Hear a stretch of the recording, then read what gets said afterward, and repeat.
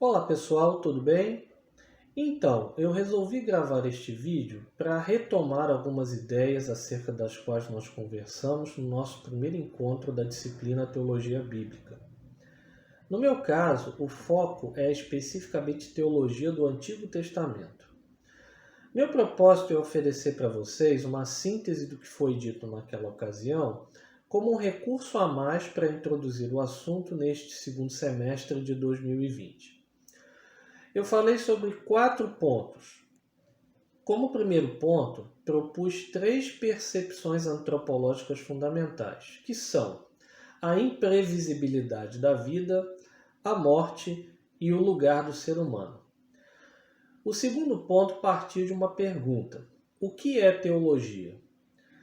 No terceiro ponto, coloquei também outra pergunta: o que é Antigo Testamento? No quarto ponto, questionei: Antigo Testamento e Bíblia judaica são a mesma coisa? Em relação ao primeiro ponto, tratei com vocês do fato de que o ser humano, tendo consciência do mundo onde habita, percebe-se em meio a ou à mercê de forças externas e internas, sobre as quais não tem quase nenhum controle. Essas forças podem e irão atingi-lo, nem sempre de modo favorável. O acontecimento final e inescapável dessa sua condição é a morte. Ela o marca definitivamente. Nesse sentido, ele é solidário com todos os demais seres vivos. Porém, ao contrário deles, a pessoa humana não nasce programada. Ela é um devir, um projeto. Precisa aprender a ser e como ser. Diante dessas constatações, emerge do seu íntimo a pergunta por seu lugar na realidade. Em outras palavras, surge daí a pergunta pelo sentido. Já passando ao nosso segundo ponto, se pode dizer que a pergunta pelo sentido está diretamente relacionada à produção de cultura. Mas o que é cultura? Cultura é um conjunto de manifestações expressivas por meio das quais o ser humano estabelece para si mesmo quem é, ou seja, sua identidade, e o que o existir significa, tanto o seu próprio existir quanto o das demais coisas. Não é possível compreender o ser humano fora da cultura. Entre as diversas expressões culturais, situa-se a teologia. O que chamamos de teologia é basicamente um discurso a respeito do fundamento do ser. A pessoa que articula o discurso teológico situa o significado da realidade em geral e de si mesma em particular em outro lugar, em outro espaço, em outro ser ou em outra consciência. Esse outro, que é concebido de uma forma culturalmente específica, como referência para a vida, o mundo e a pessoa, vai receber as mais diversas designações religiosas. Deus, deusa, orixás, espírito, guia espiritual, etc. Aqui é preciso ter cuidado para não confundir as representações simbólicas desse fundamento do ser com a condição humana comum de perguntar pelo sentido da existência. Perguntar pelo sentido é comum a todo mundo. Encarnar o sentido num símbolo produz representações diferentes, que possuem seus próprios contextos e identidades. Em outras palavras, cristãos, muçulmanos, guaranis, adeptos das religiões de matriz africana, hindus, todos perguntam igualmente pelo sentido da vida. Porém, os símbolos que essas pessoas constroem para responder à pergunta fundamental não são a mesma coisa. Ou seja, a Trindade cristã, Alá, Olorum, Nhamanduro ET e Vishnu não são simples variações de uma mesma entidade divina. Cada representação dessa envolve uma experiência exclusiva de construção de sentido.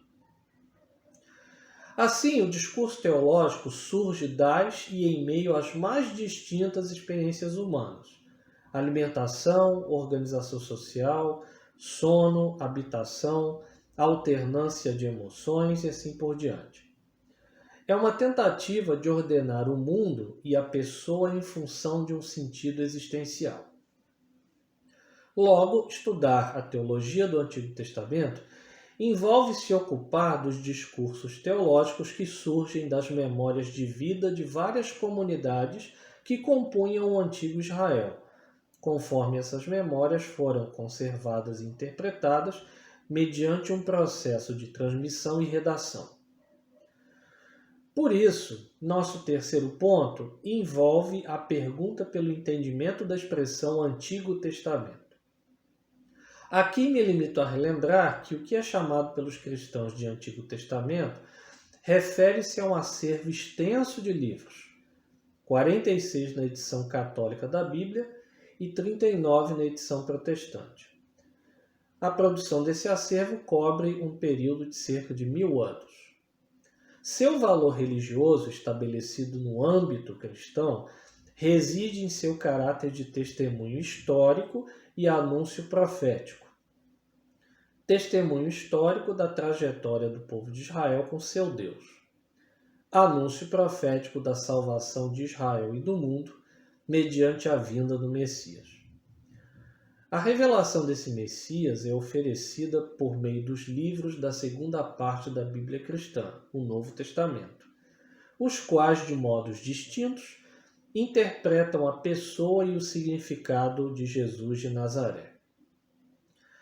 Os olhares neotestamentários definem Jesus de diversos modos: Messias, Filho de Deus, Sacerdote eterno, Verbo divino, entre outras representações. Esses escritos veem Jesus como realização histórica e espiritual daquilo que havia sido preparado durante todo o período testemunhado pelo Antigo Testamento. Cabe assim perguntar, com o nosso último ponto, se Antigo Testamento e Bíblia judaica são a mesma coisa. O Antigo Testamento está estruturado em 4 seções de livros. Em primeiro lugar, o Pentateuco, palavra que significa 5 recipientes ou 5 rolos. O Pentateuco é constituído pelos livros de Gênesis, Êxodo, Levítico, Números e Deuteronômio. Em seguida, vêm os livros históricos: Josué, Juízes, Rute, 1º e 2º Samuel, 1º e 2º Reis, 1º e 2º Crônicas, Esdras, Neemias, Tobias e Judite, 2 livros que estão somente no cânon católico, Esther e 1º e 2º Macabeus, esses 2 também apenas no cânon católico. Depois seguem os livros sapienciais: Jó, Salmos, Provérbios, Eclesiastes, Cântico dos Cânticos e, apenas no cânon católico, Sabedoria de Salomão e Eclesiástico ou Sirácida. Por fim, os livros proféticos: Isaías, Jeremias, Lamentações, Baruque, este somente no cânon católico, Ezequiel, Daniel, Oséias, Joel, Amós, Obadias, Jonas, Miqueias, Naum, Abacuque, Sofonias, Ageu, Zacarias e Malaquias. Como eu mencionei anteriormente, na Bíblia cristã o Antigo Testamento é definido e mesmo organizado em função do Novo Testamento. É provável que o acervo da literatura profética tenha sido colocado como bloco final do conjunto canônico para qualificá-lo inteiramente como anúncio de uma promessa em vias de se cumprir. Desse modo, os evangelhos que vêm em seguida apresentam a atividade itinerante, a morte e a ressurreição de Jesus como cumprimento daquele anúncio profético. Além disso, o Antigo Testamento foi recebido pela Igreja Cristã por meio da tradução grega das Escrituras judaicas. Essa tradução começa a ser efetuada antes do início da religião cristã, ou seja, em meados do 3º século a.C. A versão grega é conhecida como Septuaginta ou versão 270.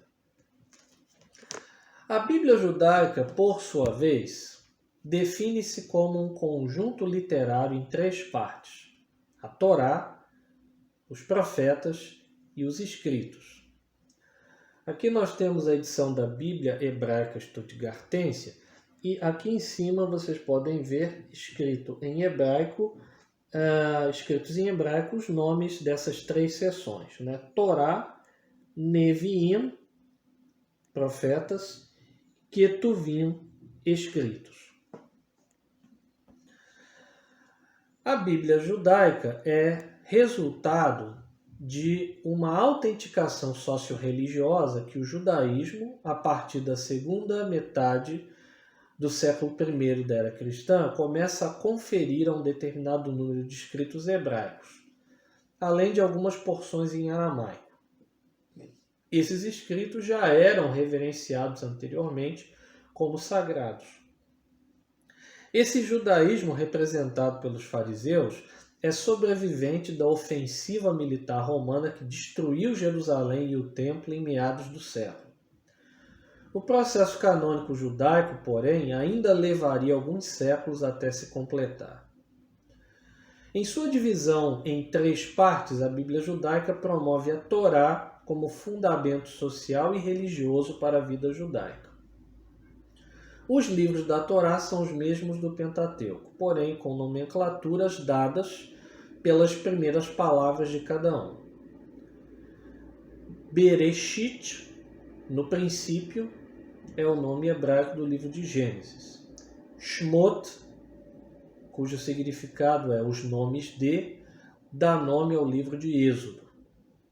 Vaikra, expressão que significa e ele chamou, nomeia o livro de Levítico. Bemidbar, expressão que significa num deserto, é o nome judaico do livro de Números.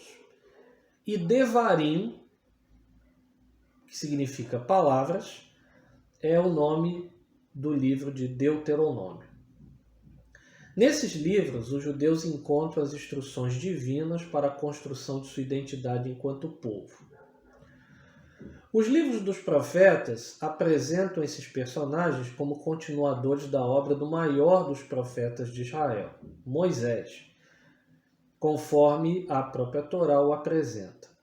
Deem uma conferida lá em Deuteronômio 34 sobre isso. O bloco é dividido em 2 seções: os profetas anteriores, que são os livros de Josué, Juízes, 1º e 2º Samuel e 1º e 2º Reis, e os profetas posteriores, ou seja, Isaías, Jeremias, Ezequiel e o livro dos 12 profetas, Oséias a Malaquias.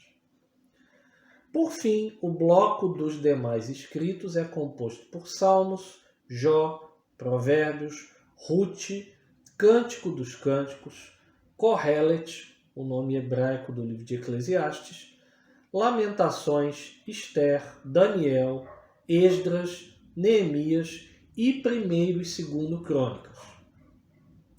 Os escritos oferecem modelos de piedade judaica, seja na forma de cânticos, máximas e outros enunciados didáticos, seja como narrativas acerca de personagens célebres, Ruth, Ester, Daniel e assim por diante.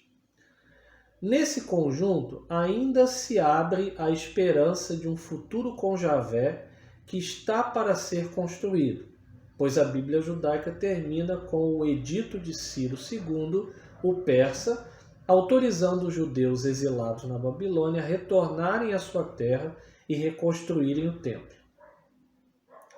É curioso notar que tanto a Torá quanto os escritos terminam com Israel fora da terra da promessa. No caso da Torá, a narrativa do Deuteronômio termina com Moisés contemplando a terra do cume do Monte Nebo, onde ele morre, e Israel nos campos de Moabe, prestes a atravessar o Jordão. Isso seguramente não é por acaso. É possível que seja evidência de um projeto literário cujo propósito envolvia fazer da Bíblia judaica uma espécie de santuário móvel, em torno do qual as comunidades de judeus espalhadas pelo mundo cultivassem e preservassem sua identidade sociocultural e religiosa. Deixo com vocês, então, esses apontamentos como revisão do que conversamos em nosso primeiro encontro. Espero que vocês tenham gostado e aproveitado as informações. Um abraço, então, e até a nossa próxima aula.